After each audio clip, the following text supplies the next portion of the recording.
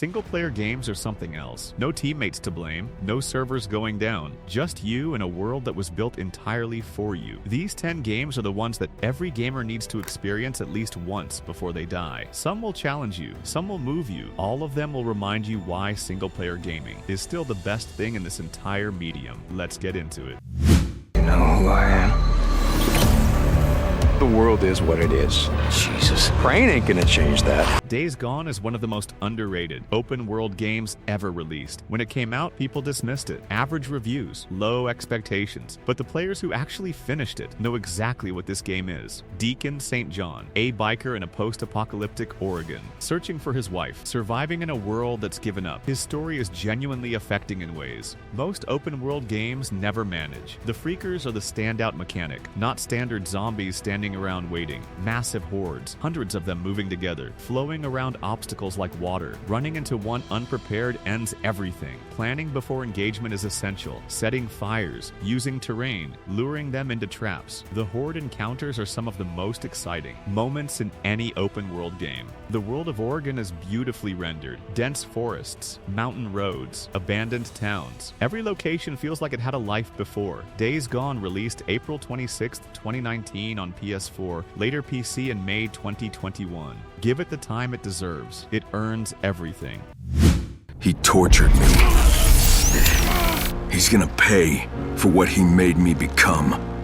Dying Light is the zombie game that figured out what was missing from every other zombie game. Movement, real movement, parkour in a zombie apocalypse, climbing buildings, vaulting fences, running across rooftops while the city below swarms. It changes everything about how the genre feels. The quarantine zone of Heron is excellently designed. A dense urban environment built for parkour traversal. Every building a route, every obstacle a decision. Day and night are genuinely different experiences. Daytime is manageable. You're the predator. Night flips everything completely. The volatiles come out. Faster, deadlier, running for a safe zone at night is genuinely terrifying. Combat is satisfying and brutal. Crafted weapons with limited durability, making every encounter feel like it costs something. The cooperative multiplayer adds incredible value. The whole game playable with friends. Better together in almost every way. Story is decent, but gameplay is what keeps you playing. Dozens of hours disappear without noticing. Dying Light released January 27th, 2015 on PS4,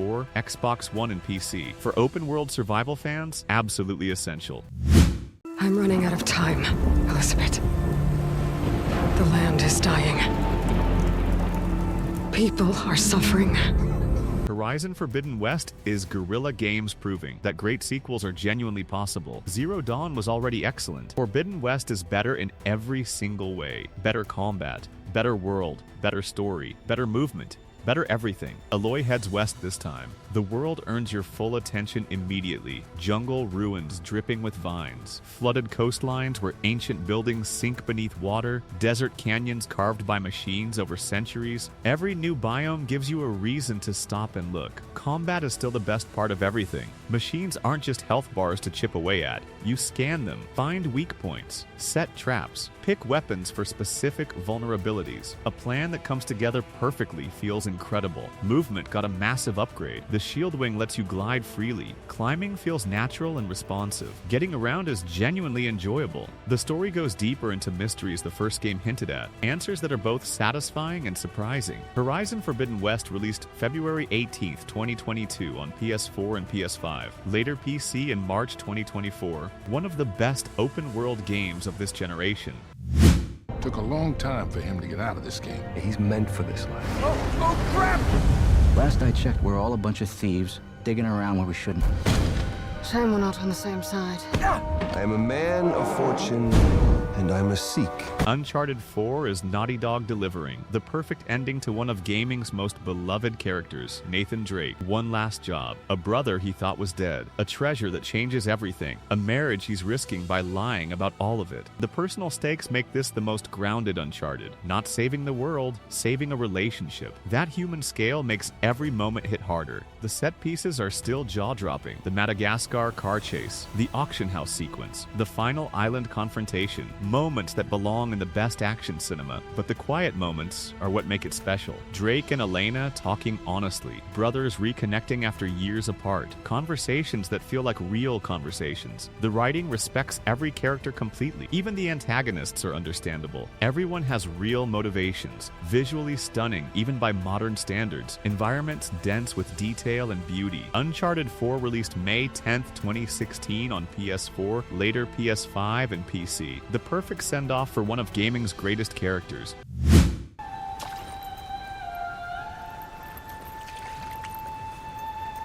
Black Myth Wukong is the game that proved Chinese game development had arrived at the highest level. Nobody fully expected this. A game based on Journey to the West, Sun Wukong, the Monkey King, his legend, and a world built around his mythology, with a level of cultural detail and visual ambition that genuinely stunned everyone who saw it. The combat is fast and demanding, staff combination, transformation abilities, shape-shifting into enemies to use their powers. The variety of what you can do in any encounter is remarkable. Boss fights are the absolute highlight. Creative, challenging, visually spectacular, each one a genuine test of what you've learned. The environments are stunning and detailed. Ancient Chinese architecture, mythological landscapes, sacred mountains, and ancient temples. Every location crafted by people who deeply respected the source material. The transformation system adds real depth, different forms with different abilities. Finding the right form for the right situation is the tactical puzzle that runs through everything. Black Myth Wukong released August 20th, 2024 on PS5 and PC. A landmark achievement. Must play. No debate.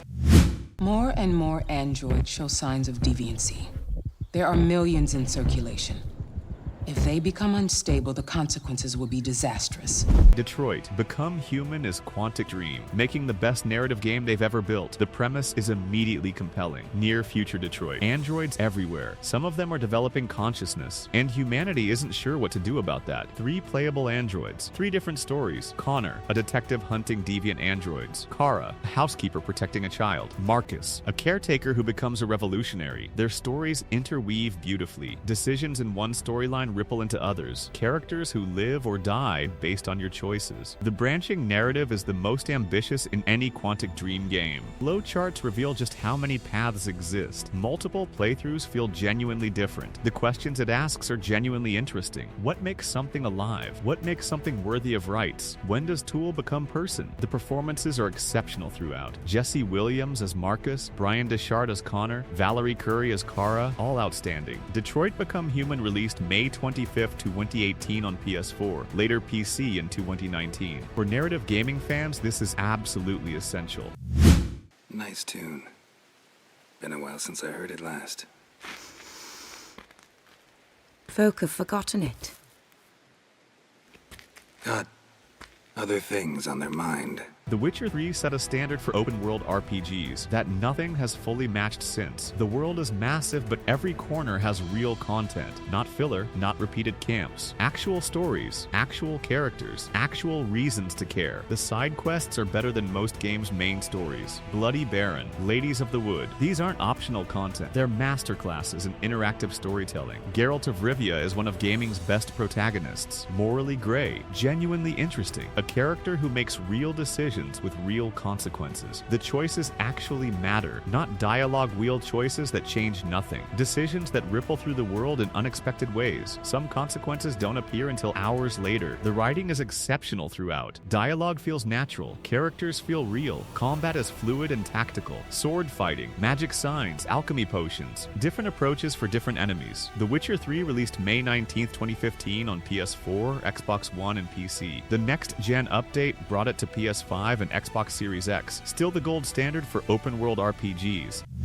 Not yet. Here we are. Good. Jace, look at this place. Unbelievable. Paradise. Hey, Nikki, where are we again? Island's not on the map. Let's hit it. Do some exploring. And there's our boat. Far Cry 3 is still the best Far Cry game ever made. Everything the series tried to do before this, Far Cry 3 did it perfectly, and everything since has been chasing what this game built. The Rook Islands, a tropical paradise turned nightmare. Jason Brody, a spoiled rich kid who has to become something else to survive. That transformation is the story. Vas Montenegro is still one of gaming's greatest villains. Every scene with him is electric. The definition of insanity speech, still quoted, still relevant, still iconic. The open world is excellent. Taking outposts gives you control of regions, crafting upgrades from animal skins, unlocking skills that change how you play. Combat flexibility is exceptional. Full stealth, loud aggression, mixed approaches. The game supports any playstyle completely. The tropical environments are stunning. Dense jungle, cliff faces, hidden caves, a world that rewards exploration genuinely. Far Cry 3 released November 29, 2012 on PS3, Xbox 360, and PC. Available now through Far Cry 3 Classic Edition. Voss alone makes this essential, but everything else delivers too.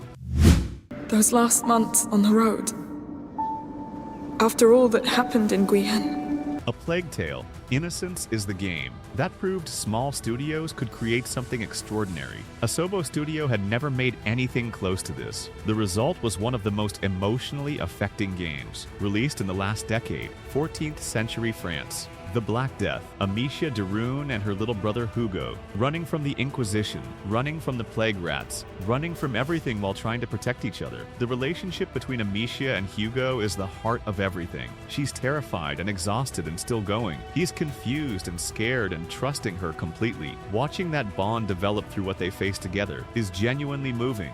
The rat mechanics are spectacular and unique, millions of them, moving like liquid. Light keeps them away, darkness brings them in. Using them as a weapon is both horrifying and ingenious. The historical setting is rendered beautifully. Medieval France felt authentic and atmospheric. A Plague Tale Innocence released May 14, 2019 on PS4, Xbox One, and PC. One of the most surprising games of its generation.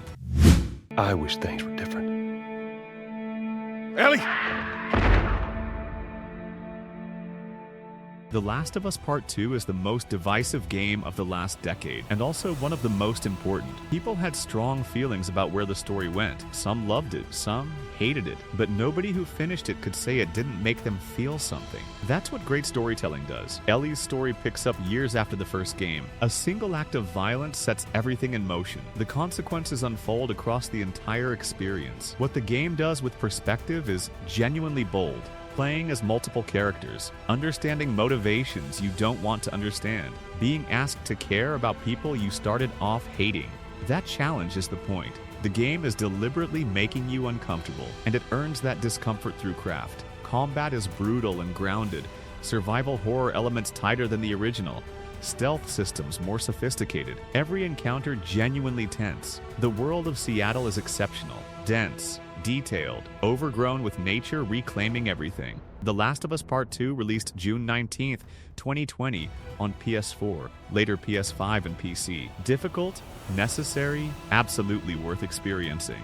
That's the list. 10 single-player games that every gamer needs to experience. Some will challenge you, some will move you, some will make you question what games can actually do. All of them are absolutely worth your time. Drop your personal favorite single-player game in the comments. I read every single one. Hit like and subscribe for more gaming content every week. See you in the next one.